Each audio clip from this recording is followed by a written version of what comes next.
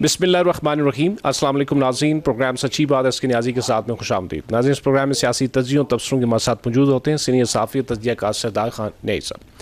नाज़रीन, अमरीकी सदर डोनाल्ड ट्रंप टर्की में मौजूद है, नेटो की कॉन्फ्रेंस हो रही है। ये क्यों ज़्यादा अहम है, इस पर बात करना बहुत ज़्यादा ज़रूरी है। और इसी के साथ साथ पाकिस्तान के जो वज़ीर आज़म शहबाज शरीफ हैं वो भी टर्किया का विज़िट करके आ गए। और सर टर्किया जो है वो एक बड़ा पॉजिटिव कंट्री बन के उभर रहा है।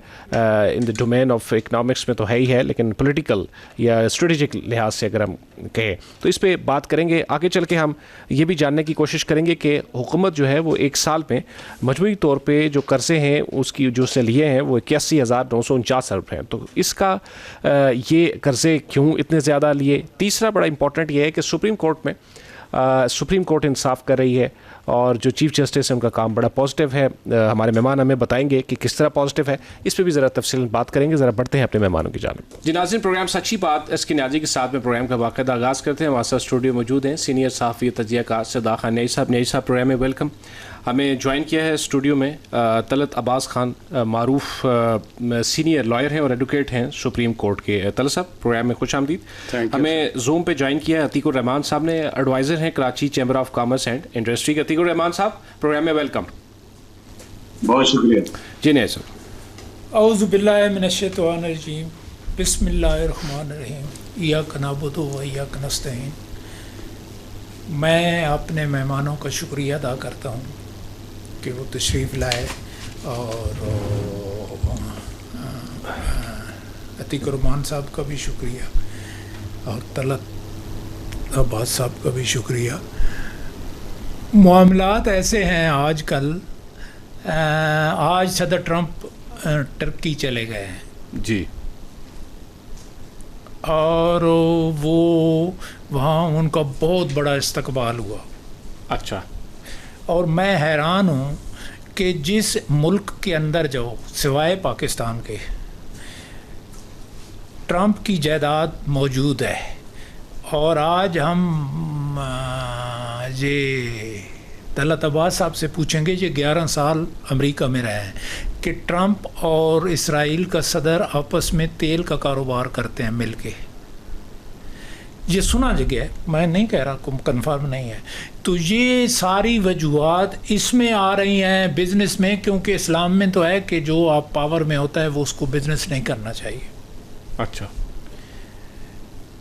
क्योंकि वो तो पावर का अगर 4 आदमी बेचते हैं, वो मेरा क्लिप दिखाना ना, 4 आदमी कपड़े बेचते हैं तो अगर उसमें एक सहाबा इकराम कपड़े बेच रहे थे तो यही कहा गया था। बिल्कुल यही कहा जो इक़्तिदार में है। क्या कहना है कि भाई आप ये कारोबार छोड़ दें, क्योंकि आपका लोग ख़रीदेंगे कि दूसरों का ख़रीदेंगे एक जैसा दुपट्टा या कपड़ा। क्या खूबसूरत। तो एक तो ये है कि आज हम डिस्कस करेंगे अपने दोस्तों से। ये मैं समझता हूँ जी कि ये बात दुरुस्त है और इसकी एक बड़ी आला मिसाल है कि जब बैश तमीज़ और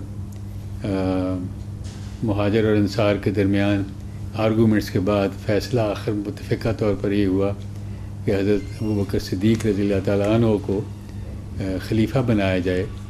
तो वो शाम को जब फ़ारुग़ हुए तो उन्होंने कहा कि जी कल मैं कपड़े का कारोबार करते। तो वो थान लेकर वो चले तो किसी ने कहा जी ये आप क्या करने लगे हैं। तो ख़ास तौर पर हज़रत उमर फ़ारूक ने उन्होंने कहा कि मैं ये नहीं करूँगा तो मेरे घर वाले क्या खाएंगे और मैं क्या खाऊँगा। तो उन्होंने कहा कि नहीं, हम फिर इस तरह करते हैं कि आपको जो आम आदमी की दिन की अखराजात हैं, रोज़ी है, इतनी हम आपको बैतुल माल से वो इतना दे दिया करेंगे कि आप इससे बरी ज़िम्मा हो जाएं और कारोबार आप ना करें। अगर आप कपड़ा लेकर जाएंगे तो किसी दूसरे का कपड़ा कौन ख़रीदेगा। तो फिर उन्होंने वो छोड़ दिया। उस वक़्त से ये रवायत चली आ रही है कि जो हेड ऑफ़ द स्टेट है या हेड ऑफ़ द गवर्नमेंट है वो नहीं करेगा, तिजारत नहीं करेगा। खुद कारोबार भी करेंगे कि आप बंद कर देंगे। कारोबार तो हर आदमी करता है। नहीं, हुक्मरान को नहीं करना चाहिए। क्यों, फिर कहाँ से खाएगा वो? लूट मार करेगा? नहीं, कुछ तो इनके पास इतना है कि अगर कारोबार करेंगे तो फिर इनको बेनिफिट जाएगा। नहीं बस खैर हज़रत उमर रज़ी अल्लाह ताला अन्हु का वाक़या आप याद नहीं, करें। वो भी कारोबार करते थे। नहीं कारोबार तिजारत करते थे। अबू सदीक रज़ी अल्लाह ताला ने कपड़ा लेके जा रहे फिर थे भी कि भाई आप कपड़ा बेचेंगे तो और किससे कोई वो लेगा। ये नहीं था कि हराम हलाल के हवाले से नहीं था कि आपका वक्त जो है उधर ज़्यादा मसरूफ होगा तो आपको बैतुलमाल से नहीं, कुछ लेना लोग भी चाहिए। आपका कपड़ा लेंगे, जी, दूसरे का कपड़ा क्यों लेंगे। लेकिन जायज़ हराम की बात नहीं थी जी। उनका एक बहुत बुलंद म्यार था, खिलाफत राशिदा का इतना बुलंद म्यार था कि आज के ज़माने में उस म्यार की बात करना शायद मुश्किल हो, और ये रखा जाए कि हलाल है या हराम, ये इस दौर में भी होना चाहिए। फिर दूसरी बात हमारी कि हम मामलात और हालात और वाक़यात को मईशत के हिसाब से मईशत से ही अतीक रहमान साहब से मशवरा करेंगे। और सिंध की एक मईशत तो पहले बेकार, लेकिन अब तो काफ़ी सिंध गवर्नमेंट कवर हो जाएगी अगर नैब ने वो बिल्डिंग दे दी सिंध को तो। अच्छा। तो कल ही कादर मंदोखेल साहब कह रहे थे कि कुछ नहीं हुआ, और मैंने जब सवाल किया तो गुस्से में आ गए थे। चलो पर तलत साहब से हम डिस्कस करेंगे सुप्रीम कोर्ट के मामलात और अमेरिका में अमेरिका में 11 साल रहे हैं अमेरिका के, और सुप्रीम कोर्ट के मामलात डिस्कस करेंगे। क्योंकि जो मौजूदा सुप्रीम कोर्ट के हालात हैं, जो मेरी राय क्वेश्चन है कि ये क्या राय देते हैं कि जो मौजूदा चीफ जस्टिस हैं बहुत ऑनेस्ट और अपराइट आदमी हैं और सुप्रीम कोर्ट के मामलात बड़े अच्छे तरीके से चल रहे हैं। अब ये इनसे पूछेंगे कि आप जो बार और बेंच का जो रिश्ता है वो चल रहा है या नहीं चल रहा, तो ये भी साथ हम पूछेंगे। तो इसलिए इस कारोबार काम का शुरू करते हैं। तलत अब्बास साहब से ही शुरू करते हैं। ठीक है, बहुत बहुत शुक्रिया सर। जैसा कि आपने कहा कि बेंच और बार, ये सर हम नहीं कह रहे, ये सदियों से मैंने तो पहले बार को रखा है। बेंच और बार जो हैं ये गाड़ी के दो पहिए हैं। हमारे यहाँ अक्सर और पेशतर ये रहा है कि एक ट्रैक्टर का पहिया और एक स्कूटर का पहिया, लेकिन जब से या अफरीदी साहब चीफ जस्टिस ऑफ पाकिस्तान बने हैं, इन्होंने इस रिलेशन को मजबूत किया है।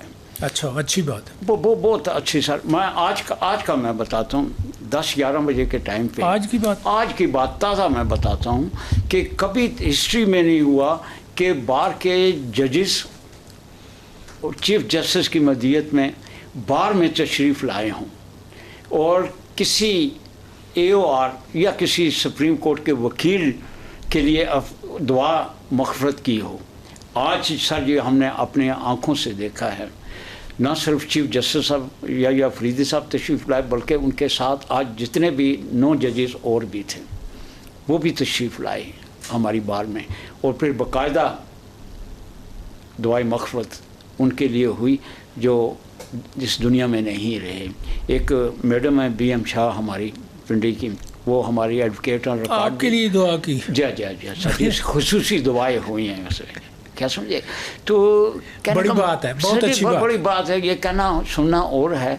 और फिर हमने मैं क्योंकि कॉलम भी लिखता हूँ आपके अखबारात में, तो वहाँ गेबा साहब भी आए हुए थे, हमारे सीनियर वकील। मैंने उनके साथ इलेक्शन भी कंटेस्ट किया, तो वो प्रेसिडेंशियल कैंडिडेट थे, हम सेक्रेटरी थे।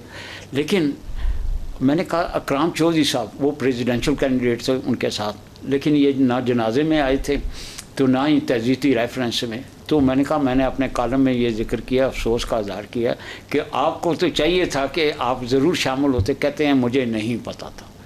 मंदोखेल साहब भी साथ थे, उन्होंने कहा मुझे आज तो बहुत अच्छी बात है, बहुत अच्छी बात है और खुशी की बात है सर जी। आज बड़ी हमारे लिए ये हौसला अफजा है बहुत। तो आप जो अमेरिका थे तो ट्रंप के साथ कभी बिल्कुल। उसमें सर जी हुआ ये कि मैं स्टूडेंट था होटल मैनेजमेंट का वहाँ पे, तो हमारी क्लास के तकरीबन 15-16 स्टूडेंट्स थे। हम इनकी दावत पे, हम इनके ट्रंप टावर है इनका पार्क रोड पे, कि ये जो तेल का कारोबार है जो ईरान से झगड़े भी हैं, अबनाए हुर्मज़ के मामलात भी हैं, तो ये वो इसराइल और नेतन्याहू जो है ये, क्योंकि नेतन्याहू भी वहीं अमेरिका में ही पढ़ता रहा है, ये दोनों बेस्ट फ्रेंड हैं आपस में, और दोनों बिजनेस करते हैं, और बिजनेस में ये ऑयल का अभी जो टॉप का है इनका बिजनेस है। मसलन ट्रंप को तो हम जानते हैं कि ये होटलिंग का बिजनेस भी है, वो पहले तो बहुत कैसीनो भी है उनका, लेकिन ये अब लेटेस्ट जो है उनका, ये आपस में ये बिजनेस इनका ऑयल का भी है, यही कहा जा रहा है, हमने यही सुना है इनको। तो ये अब शुरू है, इन्होंने समझा कि अगर हम ईरान को कवर कर लेंगे वेनेजुएला की तरह, तो फिर हम सारे हमारा ही हो जाएगा। लेकिन कुदरत का एक अपना तो निज़ाम है। पाकिस्तान के हालात क्या देखते हैं इंटरनल? आपको ये है कि हमारे साथ है अतीक रहमान साहब की तरफ ही चलते हैं, उनसे पूछते हैं। देखें ना, प्रॉब्लम ये है कि पाकिस्तान के इंटरनल मामलात तशवीशनाक है। एक्सटर्नल मामलात जो मार्का हक, मार्का अमन में जो किरदार है वो हाफिज़ कुरान, तहज्जुद गुज़ार, फील्ड मार्शल सैयद आसिम मुनीर का है, और उन्होंने बड़ा काम किया। एक्सटर्नली हमारी बड़ी इज़्ज़त और एक नाम पाकिस्तान का मशहूर हुआ है, लेकिन इंटरनल मामलात जो है वो बहुत बुरे हैं कारोबारी, और वो ना पैसा बाहर से आ रहा है, डॉलर का रेट भी चढ़ रहा है, तेल का ही वो पुराना रेट नहीं है, इकानमी की हालत, करप्शन के मामलात, वो अभी जिस तरह से बता रहे थे कि जी वो उधर को पता नहीं कोई सरकारी ज़मीन पे वो बना लिया, वो कराची की बात कर रहे हैं? अच्छा, वो जो तो वो ये जो इंटरनल हालात हमारे ठीक नहीं, वो बना नहीं लिया, करप्शन बढ़ती जा रही है, करप्शन कम नहीं होती। चलो ख़त्म ना हो तो कम तो हो, कम ही नहीं होती। तो हम अतीक रहमान साहब से पूछते हैं, अतीक रहमान साहब आप बताएं कि ये इकानमी के मामलात कैसे हल होंगे? पहले तो बहुत बहुत शुक्रिया आपका, और बड़ा एंजॉय कर रहा हूँ मैं, इतनी इंटरेस्टिंग गुफ्तगू हो रही है, आपने प्रोग्राम को बड़े अच्छे से स्टार्ट किए। देखिए, बात यह है कि हम सब जानते हैं एक बात, और इसको रिपीट करना सही नहीं है, कि इकनॉमी में काफ़ी एंग्जाइटी है, काफ़ी प्रॉब्लम्स हैं, और वो इम्प्रूवमेंट की तरफ नहीं जा रही, जिसमें हम अगर थोड़ी सी 2-3 बातें कर लें, तो अगर आपकी इजाज़त हो तो मेरे ख्याल से ठीक रहेगा जी। हम अपनी डेफिशिएंसीज पे बात करें, अपनी माशरत की डेफिशिएंसीज पे और इकोनॉमिक डेफिशिएंसीज जिनको आप कहते हैं उन पर अगर बात करें, तो सबसे पहला जो प्रॉब्लम हमें आ रहा है, हम 120 मुल्कों से लगभग तिजारत करते हैं, एक्सपोर्ट करते हैं, थोड़ी बहुत एक्सपोर्ट करते हैं, कहीं पे टेक्सटाइल, कहीं पे फार्मास्यूटिकल, कहीं पे राइस, कहीं पे हॉजरी, कहीं पे गारमेंट, मतलब कुछ हम लोग बेचते रहते हैं। तो अब हमारा जो ट्रेड है ना, उसमें एक्सपोर्ट हमारी जो है ना वो घटती चली जाती है, और इम्पोर्ट जो है ना वो बढ़ती चली। चलो एक रीज़न था, पिछले दिनों पेट्रोल के दाम बहुत ज़्यादा थे, तो इम्पोर्ट का बिल बहुत बैलूनिंग हद तक बढ़ा हुआ था, तो चलो वो डिफरेंस बढ़ रहा था, ट्रेड गैप हो रहा था, तो जून में हमारे पास डेफिसिट भी ट्रेड का तरह बढ़ा हुआ है। बात आप फिगर्स पे नहीं करते, अगर बात लॉजिकल करें तो हम देखते हैं हमारी एक बहुत बड़ी डेफिशिएंसी है, जिसमें हम अपने आप को कहते हैं कि हमारा ट्रेड गैप, इस ट्रेड गैप को कम करने के लिए हमें रात दिन मेहनत करनी। मान लेते हैं इस बात को कि हमारी इंडस्ट्रीज 25 से 26% श्रिंक हो चुकी हैं, हमारी एग्रीकल्चर के कोई अच्छे रिजल्ट नहीं आए हैं, साथ ही हम देख रहे हैं कि हमारी दूसरी चीज़ों जो है उनमें भी खासा प्रॉब्लम है। मिसाल के तौर पर प्रॉब्लम की बात होगी तो एनर्जी के जो टैरिफ हैं वो सबसे बड़ा प्रॉब्लम है आवाम के लिए। सबसे बड़ा प्रॉब्लम क्या होगा, बेचारा अपनी पूरी तरफा देकर फारिग होकर बैठ जाते हैं बिजली के बिल से। तो ये सारी चीज़ें हमारे कॉम्पिटिटिवनेस को बहुत ख़राब कर रही हैं, और हमारी एक्सपोर्ट्स को बहुत इससे नुकसान हो रहा है, और हमारा इन्फ्लेशन भी बढ़ा हुआ है। तो इस तरह से हमारी कॉस्ट ऑफ डूइंग बिजनेस बहुत ज़्यादा हो गई है, और हम अपनी सबसे बड़ी जो प्रॉब्लम है ये कि हम अपनी एक्सपोर्ट्स को बढ़ा नहीं पा रहे। जो हमारे टारगेट्स है $60 बिलियन, $100 बिलियन के, वो तो एक उनको मीट करना एक ख्वाब हो गया। हम $30 बिलियन जो हम लोग 2013 में $35 बिलियन पे पहुंच गए, उसके बाद से तक नहीं पहुंच सके। तो वो वही बात चल रही है कि हम लोग $30 बिलियन के अंदर रहते हैं, कभी 28 बिलियन, कभी कुछ। तो ये एक बहुत बड़ा प्रॉब्लम है, लेकिन इस बात को करने की सोच देखें अतीक रहमान।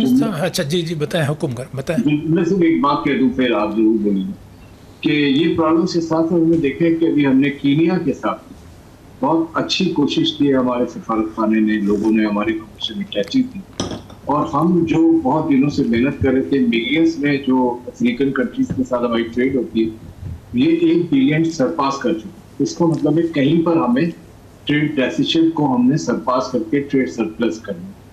इसी तरह अभी तुर्की से बात हो रही है कि $5 बिलियन, ये बात 4-5 साल से हो रही है, हम बिलियन से निकलते ही नहीं है कि हम $1 बिलियन पे जाएं, तो $5 बिलियन का टारगेट अब उनका कैसा मीट करेंगे। तो ये थोड़ी सी डिफिकल्ट सिचुएशन है जो मैं कहता हूँ कि हमारी सबसे बड़ी इकोनॉमिक डिफिशिएंसी है, जिसको हमें दूर करना चाहिए और जिस पर जरूर सीरियसली बात करनी चाहिए। लेकिन जी बात यह है कि अतीक साहब, आप माशाल्लाह नेक आदमी हैं आप। देखो हम तो इस ख्वाहिश में जा रहे थे और हमारी ये सोच थी कि शायद हम ये जो हराम का काम है IMF से सूद वाला इससे जान छूट जाए। मैं सुप्रीम कोर्ट में मैंने केस किया था सूद का, वो मुतसिब को भेज दिया सुप्रीम कोर्ट ने कि सूद हराम है। तो आप प्राइम मिनिस्टर को मिले ना किसी वक्त तो, और फील्ड मार्शल को मिले जी सूदी निज़ाम पे। बिल्कुल उसके लिए तो मैं ये जिस तरह हमारे के लिए तैयार हूँ, मैंने पूरे इस्लामिक कंट्री में एक नाम हो जाएगा। जी इसके लिए बिल्कुल जी, उसको वक्त लेकर इंशाल्लाह मिलेंगे और इंशाल्लाह ये तो मैं समझता हूँ इसकी अशद ज़रूरत है, पहली तरजीह होनी चाहिए ये निज़ाम, उसके मुतबादल निज़ाम जो उसको भी तजवीज़ दें। और लेकिन ये इससे कैसे हमारी जान छूटेगी? ये तो हमने जी कम कर दिया था उस वक़्त 7%, 6-7% तक तरीके इंसाफ के टाइम में टाइम में आ गया था जी। आप देखिए रिकॉर्ड IMF की तरफ IMF वाले तो IMF की तरफ हम जाएंगे ही नहीं, इमरान खान ने कहा था, उसने वो तो मेरे प्रोग्राम में कहा था। बिल्कुल जी, अब भी हमारा यही सोच है, मगर हम चूँकि पिछली हुकूमतों की वजह से जो इसके जो प्रोग्राम चलते आ रहे थे IMF के साथ, तो हम बिल्कुल बेबस हो गए जी, तब हम चले गए। तो वो चूँकि IMF की तरफ भी कोई कम होने की उम्मीद नज़र नहीं आती, क्योंकि हमारे इंटरनल मामलात को हमें इतना अच्छा मौका मिला, एक्सटर्नली इतना अच्छा मौका मिला जिसकी इंतहा नहीं है। बाहर से लोग पैसा भेजना चाहते हैं पाकिस्तान में, लेकिन वो रफ्तार नहीं है। रियल स्टेट के काम हैं तो वो ख़राब हैं, 100 प्लाट होता है तो 100 कनाल होती है तो 500 कनाल के प्लाट बेचे जाते हैं, और कंस्ट्रक्शन नहीं है, गुरबा के बहुत बुरे हालात हैं, करप्शन इतनी है कि आप 70 से लेके आज तक वो बढ़ती जा रही है, कमी की तरफ नहीं चली। मकसूद 2 अदारे हमारे ठीक काम कर रहे हैं, अफवाज पाकिस्तान और ये अदालती अदारा जो सुप्रीम कोर्ट है ये भी ठीक काम कर रहा है, अपने काम तक महदूद। लेकिन हमें जो क्योंकि वो इनके काम नहीं है, काम है हमारी गवर्नमेंट के कि हम इन चीज़ों को कंट्रोल करें, ब्यूरोक्रेसी के कि वो जो है ना करप्शन को कंट्रोल करें, और जो एक्सटर्नली पैसा आना चाहता है, लोग लाना चाहते हैं, जो लोगों ने बाहर भेजा हुआ है पैसा बेअंतहा पैसा भेजे, वो आने दिया जाए और उनको रिलैक्स, चाहे लीडरों का ही पैसा बाहर आता है तो उसको भी आने दिया जाए। तो आप इसमें क्या कहते हैं? देखिए, नॉन रेजिडेंट पाकिस्तानी से मेरी बात होती रहती है, वो कहते हैं कि अगर मुल्क पे हमें सिक्योरिटी मिल जाए और हमें वन विंडो ऑपरेशन मिल जाए तो हम अपना मुल्क में अपना पैसा लगाने को तैयार है। नॉन रेजिडेंट पाकिस्तानी जिसको लोकल इन्वेस्टमेंट कहते हैं, FDI की बात तो अलग चलेगी ना, फॉरेन डायरेक्ट इन्वेस्टमेंट की बात अलग चलेगी, या पोर्टफोलियो इन्वेस्टमेंट की बात नहीं मैं कर रहा, मैं करूँ लोकल इन्वेस्टमेंट। जो हमारे पाकिस्तानी है नॉन रेजिडेंट, उनकी बहुत सारी शिकायतें हैं, उन शिकायतों को अगर दूर कर देना तो वो चाहते हैं अपने मुल्क में इन्वेस्ट करना। मिसाल है, चाहते हैं। देखिए मिसाल है, अब हम पाकिस्तानी बूढ़े होकर भी वहीं रहते हैं, वापस नहीं आते हैं। जब दूसरे मुल्कों से मुकाबला करें तो आप देखें बांग्लादेश या श्रीलंका के लोग, वो लोग जब अपने बच्चों को बड़ा कर लेते हैं, जब वो बच्चे वहाँ बड़े होते हैं, उनसे कहते हैं तुम संभालो सब कुछ, we are going back to our country, हम अपने मुल्क वापस जा रहे हैं, हमें अपना जो सीनियर सिटीजनशिप है वो अपने मुल्क में। तो यहाँ पे सूरत ये है कि लोग हेजिटेंट है ज़रा, उसकी वजह है, और वो वजह सबको पता है कि वो अगर चीज़ें हो जाए और वो नीट एंड क्लीन हो जाए और सारी चीज़ें फिर ठीक हो जाए, तो जो मेरी नॉन रेजिडेंट पाकिस्तानियों से बात होती है, and I think they are right to say that तो वो मेरा ख्याल है कि वो फिर वो भी सोचते हैं कि ना सिर्फ ये कि वो मुल्क वापस आए अपने बुढ़ापे में, बल्कि वो ये भी सोचते हैं कि वो पाकिस्तान में इन्वेस्ट करें और बेइंतहा इन्वेस्ट करें। उनको तो इन्वेस्ट करना है, नहीं चाहते हैं पाकिस्तान में इन्वेस्ट करना चाहते हैं, वो फैसिलिटी चाहिए, फैसिलिटी चाहिए, और चाहे लीडर साहबान की भी पैसे बाहर हैं तो वो उनको भी आने दिया जाए और उसको ऑब्जेक्शन न किया जाए। और आज ये जो है इन्होंने ये जो किया अपना उधर कराची में सिंध में ये कोई है बैरिया आइकॉन टावर्स, बैरिया सारे बैरिया टाउन पे कर दिया है। सर मैं अभी तक इस इत्तला तक पहुंचा नहीं हूँ, आप ही से मैंने सुना है, लेकिन ऐसे कुछ हो रहा है मुझे पता चला है। तो यहाँ की जो सैटेलाइट टाउन्स हैं जिसमें आप DHA के भी हो सकते हैं, बैरिया टाउन भी ले सकते हैं, और भी जो दूसरे सुपर हाईवे पे बने हुए सैटेलाइट टाउन हैं, उसमें बैरिया का एक अपना मुकाम है, वहाँ की लिविंग का एक अपना मुकाम है, लोग खुश हैं, हवादार है, खुला डुला है, रोशनी है, पानी है, किसी चीज़ की प्रॉब्लम नहीं है, अच्छी अच्छी सड़कें हैं, जू है, रेस्टोरेंट्स हैं। तो that's a different kind of a world again. तो कराची वाले हमेशा चाहते हैं कि वो वहाँ पे अगर कुछ भी ना हो तो वीकेंड गुजारने वहाँ चले जाए। तो ये वहाँ पे जो भी कुछ अगर ये करप्शन की बातें हैं तो ठीक है, वो सही हो रहा है, लेकिन बात सारी यही है कि उस इलाके को जो भी है मामला करके उसको मजीद डेवलप करना चाहिए। ये एक ऐसा सैटेलाइट टाउन हमारे पास आया है जिसमें हम देखते हैं कि एक अच्छी खुशाइन बातें सामने आ रही है, डेवलपमेंट की खूबसूरत चीजें सामने आ रही। हाँ, तो अगर उन्होंने गवर्नमेंट के पैसे देने हैं तो गवर्नमेंट खुद इसको कंट्रोल कर ले। एब्सोल्युटली वो करके तो उस उधर थोड़ा जाया नहीं करना चाहिए, जो काम हुआ है उसको जाया नहीं करना चाहिए, को जारी रखें। क्योंकि अगेन हम तो जिस शहर के लोग हैं वहाँ टूटी फूटी सड़कें, डिलैपिडेटेड स्टेट, बहुत बुरा हाल, इंफ्रास्ट्रक्चर बुरा, पानी नहीं, बिजली नहीं, गैस नहीं, और वाईफाई का मैं चाय नहीं बना सकते। आप देखें ना कराची में आप 500 गज दे लें DHA का तो वो 35 करोड़ का मिलता है, तो कराची का सेंटर में ही प्लाट दे तो 2 करोड़ का मिलता है DHA। जी वो तो है ना, बिकॉज अथॉरिटीज की तरफ से सिक्योरिटी है, प्लानिंग है, सड़कें हैं, पानी है, हर चीज है, बिजली है। सबसे बड़ी बात ये सारी चीजें ये काउंट करती है ह्यूमन लिविंग पे। बात सारी ये है, देखिए मतलब जो टैक्सेस हम देते हैं, हम हमेशा एक्सपेक्ट करते हैं कि इसके टेंजिबल बेनिफिट्स हमें मिले, हमें इसके टेंजिबल बेनिफिट्स नजर आए। टेंजिबल बेनिफिट्स में सबसे मेजर होता है infrastructure, education and health service. वो अगर चीजें हमें नजर नहीं आती तो हमें थोड़ा सा लगता है कि हमें प्रॉब्लम है। और हमारे कराची की तो बहुत ही डिलैपिडेटेड स्टेट है, जो सारे मुल्क को का क्या नाम है गोद लेने वाला शहर इस कदर परेशानी और मुश्किल में है कि अल्लाह ताला खैर करे जी, जल्द से जल्द हमारे मसाइल हल हो जाए और हम दोबारा रिकंस्ट्रक्शन एंड रीडेवलपमेंट की तरफ चले जाए। ठीक, अच्छा तलत साहब, ये मसाइल हमारे दूर हो जाए। ठीक, नाज़रीन एक छोटा सा वक्फा लेते हैं, वक्फे बाद आएंगे, प्रोग्राम का सिलसिला जारी रहेगा।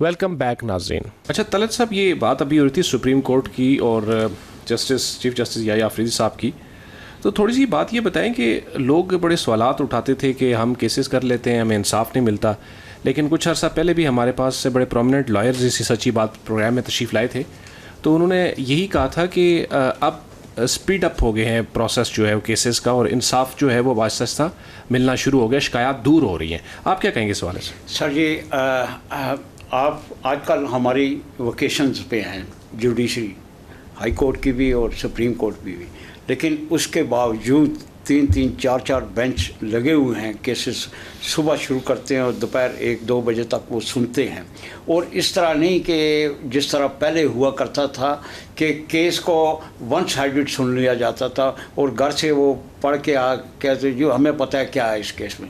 यहाँ पे ख़ास करके मुंदो खेल साहब हैं हमारे, मैं यानी केस हो ना हो मुख्तलिफ़ कोर्ट्स में जाके देखने का इत्तेफाक होता है, क्योंकि हम भी अवाम में से हैं, तो देखते हैं कि जुडिशरी में कोई फ़र्क नज़र आया है कि नहीं? बहुत फ़र्क है सर। आज की जुडिशरी और जो पहले थी उसमें ज़मीन आसमान का फ़र्क है।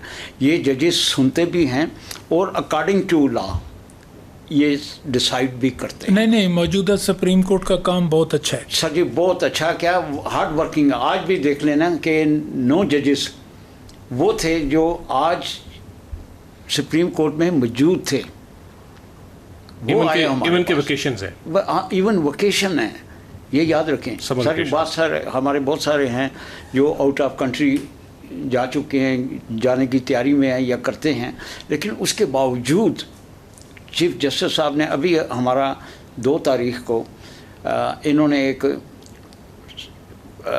कॉन्फ्रेंस करवाई और उसमें 4 सूबों के चीफ मिनिस्टर्स उनको इनवाइट किया गया। अच्छा, इस पे थोड़ी सी नई सा बात होना ज़रूरी है। ये पिछले हफ्ते जिस कॉन्फ्रेंस का जिक्र कर रहे हैं, ये जेल में इस्लाहात के हवाले से कॉन्फ्रेंस में, उसमें मरियम साहिबा मौजूद थी, चारों चीफ मिनिस्टर हमारे जेल में जो इस्लाहात करेंगे उसमें इमरान को देखेंगे। अब ये बड़ा सवाल है। नहीं, उसमें चीफ जस्टिस साहब फर्स्ट टाइम सर जी क्वेश्चन आंसर इन्होंने साफियों के सवालों के जवाब दिए, जो ना देते हुए भी उन्होंने किए कि ये ना हो कि ये समझें कि पता नहीं मैं जवाब क्यों नहीं दे रहा, क्यों नहीं।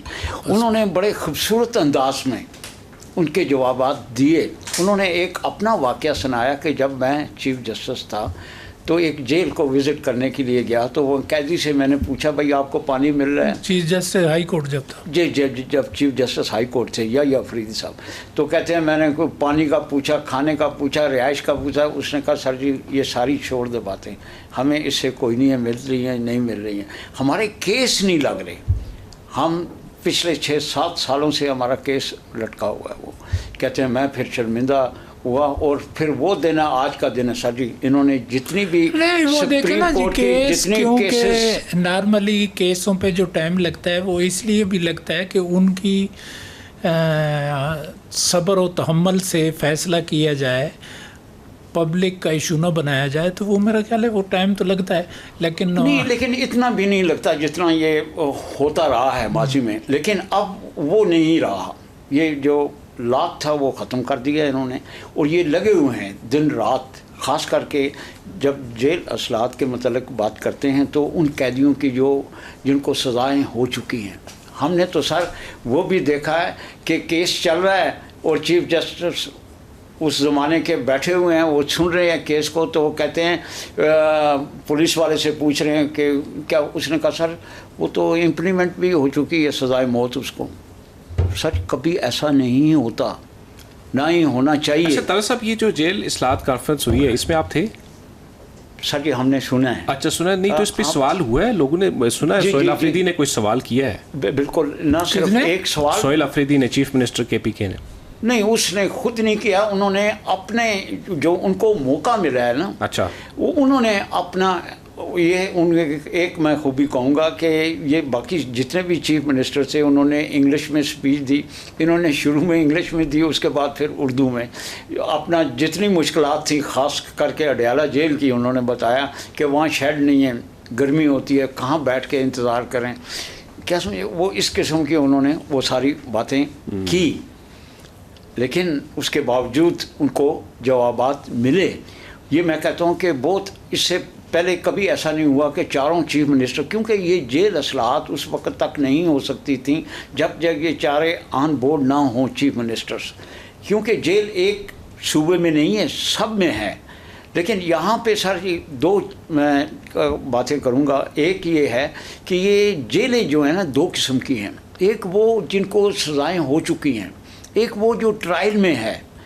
ये गोरों के ज़माने में मसलन आप जेलम की जेल देख लें तो सारी ज़िंदगी भी ट्रायल में रहते हैं सर जी। ट्रायल में सारी ज़िंदगी में नहीं रहते, लेकिन जितने अरसा मसलन मुझे 2 जेलों को विज़िट का इत्फाक हुआ, ये नहीं कि मैं विक्टिम बन के गया था, नहीं।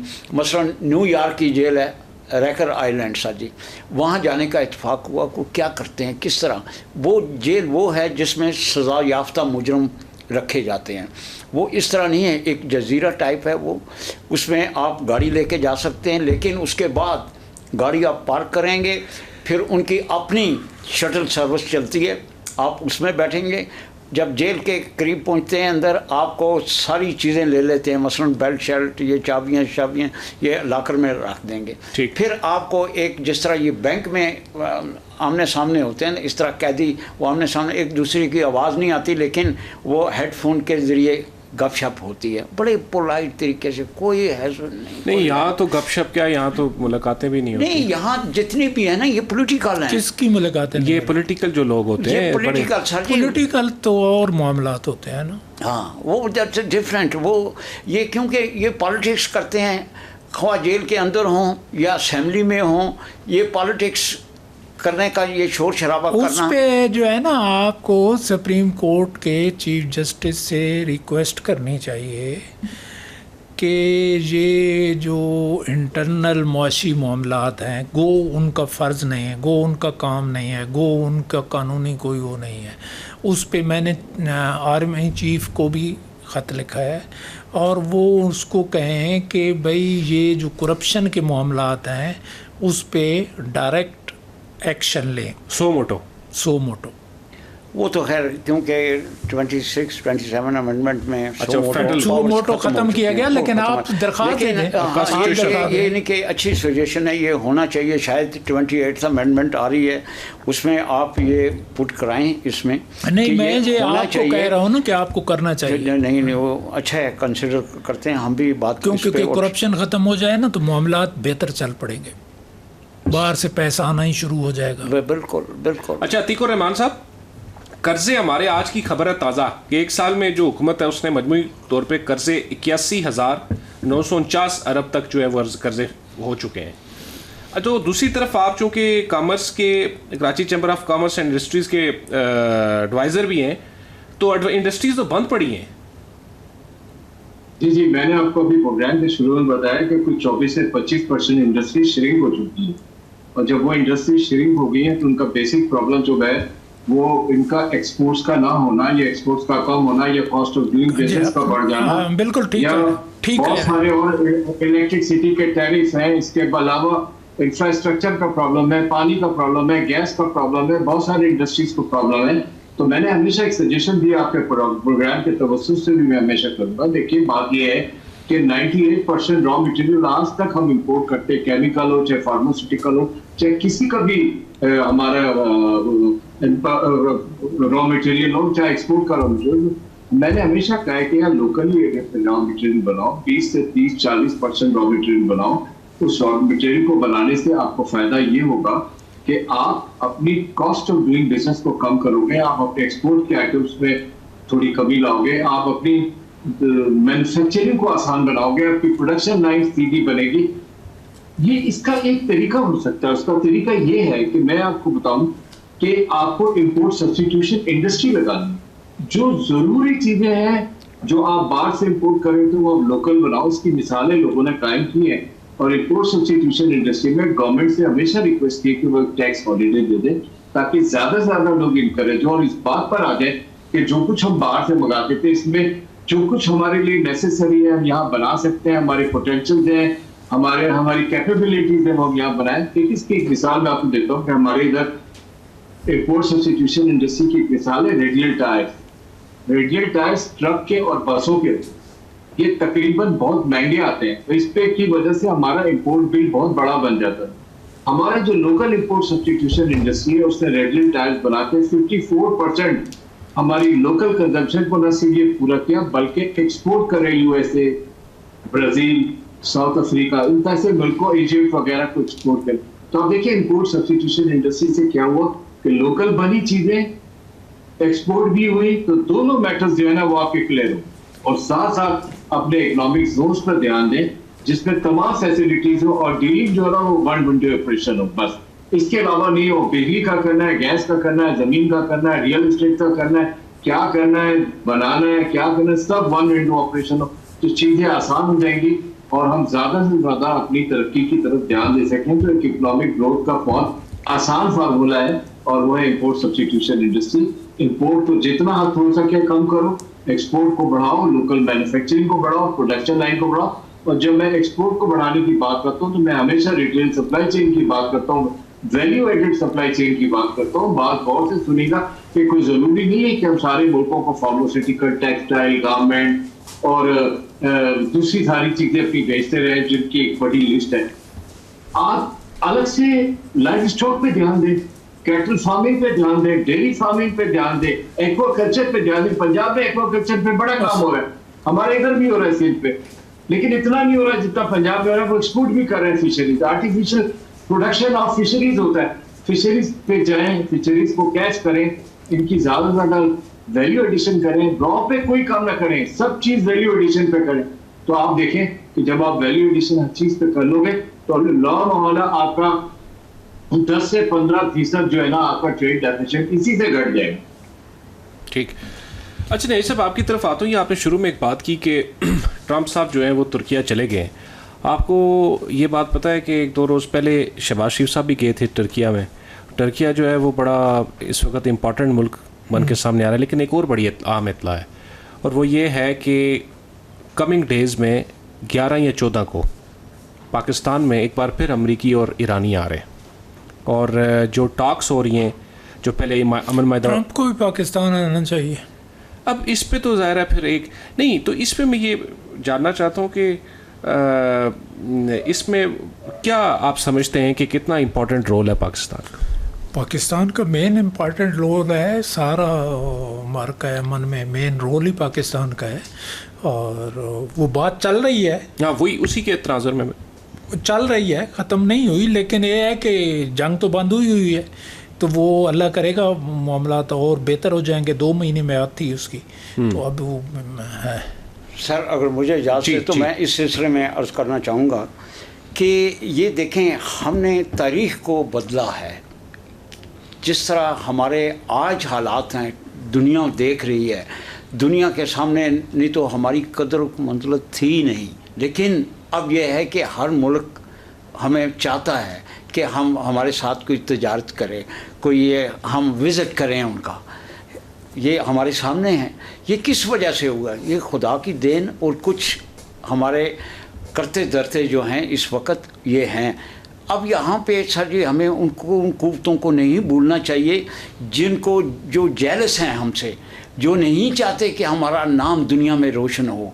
वो फिर चीखो पकार कर रहे हैं कि जी ये करप्शन, ये वो हो रहा है। ठीक है, होता है, कुछ हो रहा होगा, लेकिन कुछ नहीं, बहुत ज़्यादा हो रहा है। उसमें देखें ना, उसमें कोई तरीक़ाकार होगा ना। हाँ, तरीक़ाकार बनाए ना। हाँ, उसमें हमें ये चाहिए कि थोड़ा सा सब्र व तहम्मुल का मुज़ाहरा करें। क्या इनको दिखाई नहीं दे रहा जिन्होंने इतने बड़े महाज पे जंग जीती है? वो भी तो है ना इस मुल्क के खैर ख्वाह। हम भी हैं, आप भी हैं, हमसे जो कुछ हो रहा है वो तो हम जो है ना, मैं आपको बताऊँ, मैं तो हमेशा कहता हूँ, रिक्वेस्ट करता हूँ हाफिज़ कुरान, तहज्जुद गुज़ार सैयद आसिम मुनीर साहब को, फील्ड मार्शल को, कि वो मुआशी मामलात में इंटरवीन करे ताकि मुआशी मामलात मुल्क के बेहतर हों और करप्शन पे कंट्रोल हो जाए, और कंट्रोल मुकम्मल ना हो तो कम हो जाए। बिल्कुल सही है। इसमें अदालतें भी अहम रोल अदा कर सकती हैं। सुप्रीम कोर्ट चीफ जस्टिस भी कर सकते हैं। वो तो आप केस करेंगे तो है ना, सो मोटो तो नहीं ले सकते। अभी आप भाई लिख लें, इन्होंने वादा किया है कि मैं जो है करूँगा। हम इस पॉइंट को रेस करेंगे, हम कहेंगे कि ऐसा होना चाहिए। लेकिन हम होना चाहिए नहीं, आप तो बड़े पॉपुलर वकील हैं। अच्छी आपकी मेहरबानी कि हम इंशाल्लाह जो हमारा एक फोरम में हम बैठते हैं, डिस्कस करते हैं। देखें, देखो आपके तो कालम पुराने चीफ जस्टिस सारे पढ़ते थे, पता नहीं मौजूदा नहीं पढ़ते हुए। वो बिल्कुल, अब भी माशाल्लाह हमारे आज भी थे, बात हो रही। तो सर जी हर एक बंदे ने अपना जो काम है वो करना है। जैसा आप माशाल्लाह बड़ी बेबाकी से सच बोल रहे हैं, जहाँ पे घुटन है सच्चाई सुनने की। लेकिन आपका जो ये चैनल, आपका ये प्रोग्राम हर जगह देखा जाता है, पसंद किया जाता है, इस वजह से कि आप किसी मेहमान को ये नहीं कहते कि बोलने से नहीं मना करते, सच बोलते हैं और सच रुलवाते हैं। तो ये है इस प्रोग्राम की खूबी। अच्छा नहीं साहब, एक और बड़ी आम खबर है, वो मैं देख रहा था 276वीं कोर कमांडर्स कॉन्फ्रेंस हुई है गुज़िश्ता रोज़, और इसमें बहुत सारी बातें हुई हैं, लेकिन सबसे आम बात जो मुझे लगी है वो ये कि इंतशार की हर कोशिश को कुचला जाएगा। ये देखा ना वही बात, ये जो ज़ाहिर हम साफ़ी हैं तो हमारा काम है जानना, सवाल आप ज़ाहिर इस पर तजिया भी आप रख सकते हैं, तो ये इंतशार से क्या मतलब समझ आ रही है जो मुल्क में अफरा फितनतुल हिंदुस्तान है, बाकी जो इस तरह लोग कर रहे हैं इसके हवाले से? नहीं, मामला तो पूरे मुल्क के अंदर देखो, एक तो नया अभी जो हो रहा है सिलसिला हमारा आज़ाद कश्मीर में, इलेक्शन होने हैं और उसमें भी इंडिया की मामलात हैं, बिल्कुल 100% हैं, और वो इस तरह के मामलात को कंट्रोल करना, वो जो सिविल हुकूमत का भी कोऑपरेशन होना चाहिए अफवाज पाकिस्तान से, तो वो तो इस वजह से इंतशार तो है ना। और पॉलिटिकल तो मेरा ख्याल इतना नहीं है, पॉलिटिकल तो कोई पार्टी का इतना इंतशार नहीं है, पॉलिटिकल पार्टी जो है वो है पार्टी, पॉलिटिकल पार्टी है कौन सी कोई ऐसी नहीं है सर जी। ये देखें ना, जो ये कह रहे हैं कमेटियां बना के, भाई आपने अगर इस मुल्क में किसी भी जगह आपने चेंजेस लानी है तो वहाँ के जो पॉलिटिकल सिस्टम है उसमें आप आएँ, वहाँ पे फिर असेंबली में जाएं, सेलेक्ट हों, वहाँ असेंबली पे जाकर आपने पॉइंट रेस करें कि ये 12 सीटें नहीं कम कर दें, लेकिन ये कोई एहतजाज करने से तो ये सीटें 12 को 4 में नहीं कर नहीं, ये बात भी तो अच्छी नहीं है ना कि कॉन्स्टिट्यूशन में है, ये बात भी तो अच्छी नहीं है ना कि मायदे के ऊपर सारे साइन करके आ जाए और बाद में उससे मुकर जाए। सर जी देखें ना, मायदा क्या है, मायदे ये नहीं, हर मायदा जो है वो हर्फ के आप उसको बदल नहीं सकते, मायदे की भी कंडीशंस हैं कि किस किस्म का मायदा कौन कर रहा है। मुझे याद है सर जी, हमने जब ये FA कचहरी में शुरू किया चैम्बर बनाने, वो CDA की जगह है सारी, अब CDA की वायलेशन जजेस खुद कर रहे हैं कि दुकानों में बरामदे बंद करके तो बने हुए थे वो, लेकिन हमने कहा कि नहीं, ये जब कचहरियाँ जाएंगी हम भी जाएंगे, और हमने किया वो काम, कचहरियाँ मूव हुई हैं, हम भी छोड़ के बैठ गए। तो ये है ठीक है।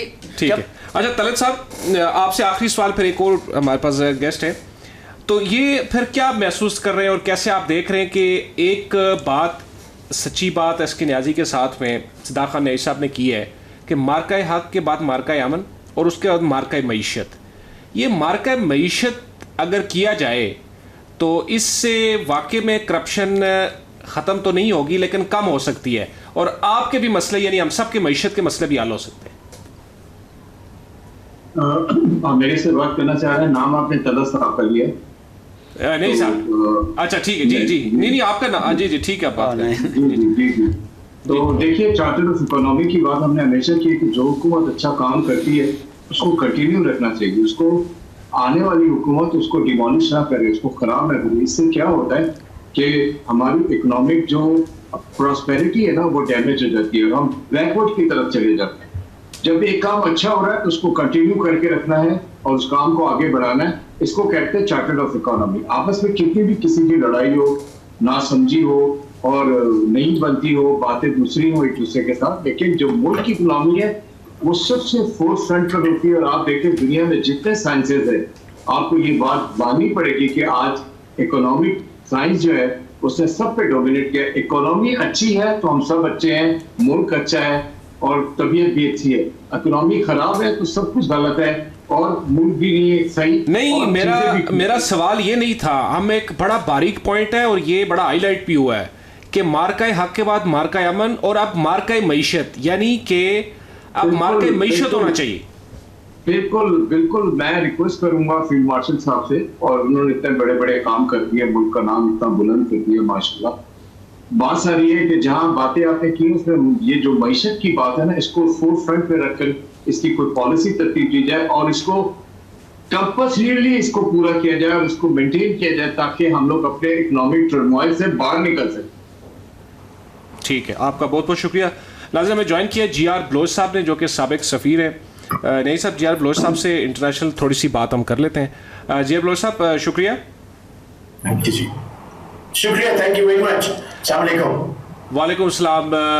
अभी हम बात ये कर रहे थे कि ट्रंप जो है वो टर्किया पहुंच गए, नेटो का इजलास हो रहा है उसमें शिरकत, और कुछ 1-2 रोज़ पहले जो है प्राइम मिनिस्टर ऑफ पाकिस्तान भी वहाँ पे मौजूद थे।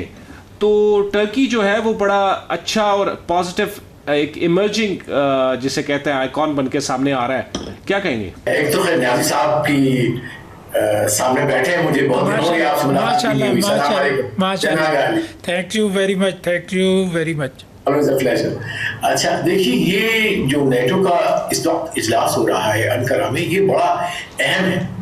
इसलिए अहम है कि 2-3 जो डेवलपमेंट्स ग्लोबल हुई हैं स्ट्रेटेजिक, उसके हवाले से इसकी टाइमिंग बड़ी अहम है और उसकी वैल्यू बड़ी अहम है। टाइमिंग इसलिए कि यूक्रेन में वॉर चल रही है, आप देखिए वहाँ पे यूरोप एक लिहाज से या नेटो जो है वो इनडायरेक्टली इन्वॉल्व है उसके साथ, और हजारों जो है वो जाने जा चुकी हैं दोनों तरफ से, जो अभी तक जो आ रही है वो तो बड़ी दिल दहलाने वाली है। कोई मिलियन से ज्यादा ईच साइड की आ रही है। In fact after the second world war ये सबसे ज्यादा मेरा ख्याल है वियतनाम के बाद प्रॉब्ली ज्यादा लोगों का जो नहीं, बल्कि वियतनाम से भी ज्यादा इन टर्म्स ऑफ दोनों को अगर कैजुअलिटीज को देख ले तो वो है। फिर जो अभी गल्फ में भी वॉर हुई है बिटवीन ईरान के ऊपर जो हमला अमेरिका और इजराइल ने मिलकर किया, उसके बाद फिर जो फाइनेंशियल और एनर्जी क्राइसिस है, फिर जो अमेरिका और नेटो के दरमियान भी बहुत सारी चक्लिशें चल रही है, और फिर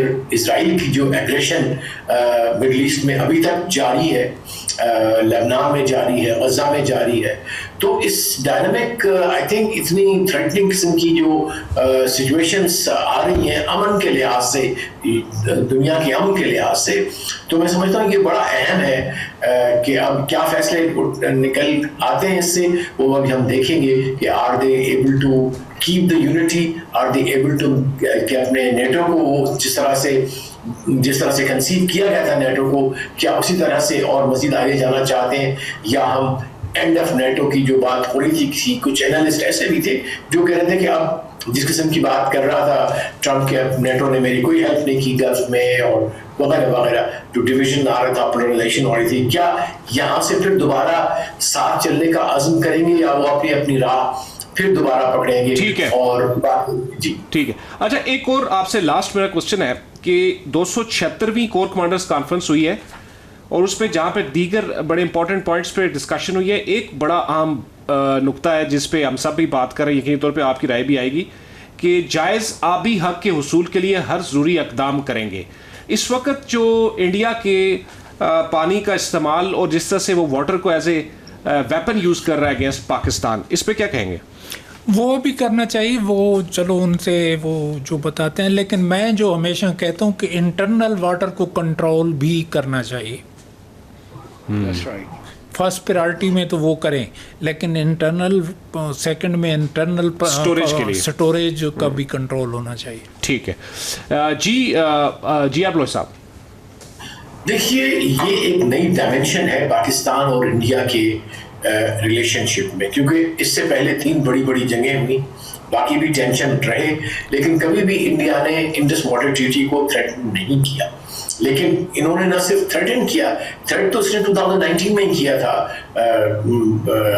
नरेंद्र मोदी ने कि एक पानी का बूंद भी जाने नहीं देंगे, लेकिन उसने इम्प्लीमेंट कर दिया, और इम्प्लीमेंट भी इस तरह से किया है कि उसने उसको ट्रीटी को भी एक लिहाज से वो कहता है अकॉर्डिंग टू देम कि जी हमने इसको अबायंस में या उसको मुअत्तिल कर दिया अगर उर्दू में कहा जाए। और ये ट्रीटी मुअत्तिल हो सकती है एक साइड की तरफ से या ना मनसूख हो सकती है।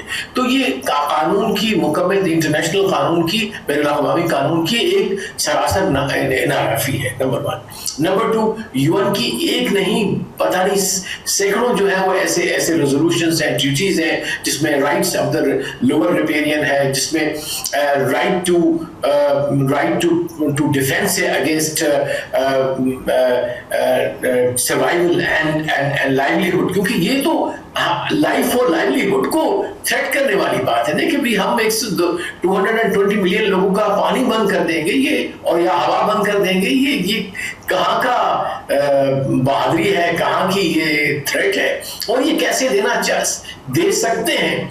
नेचर इज अगेंस्ट इट, दुनिया इसके अगेंस्ट है, अखलाकियात इसके खिलाफ है, कानून इसके खिलाफ है, और मेरा ख्याल है मैसेज जो कोर कमांडर कॉन्फ्रेंस के बाद गया है वो बड़ा लाउड एंड क्लियर है कि ये हमारी डेडलाइन है, इस पे बातचीत करना चाहते हैं आप अंडर वाटर ट्रीटी को, और समझते हैं कि एनवायरमेंटल वजह से या कोई और जो जमीनी हकायक कुछ ऐसे आए हैं जिसकी वजह से इसमें कोई बातचीत हो सकती है, वो भी कि हमारे जो कोर इश्यूज है कि जी 3 जो हमारी रिवर्स हमें दी गई हैं इसमें उस पर कोई आपका हाथ नहीं है, कोई ब्रिजेस बनाने का, कोई स्टोरेज बनाने का नहीं है।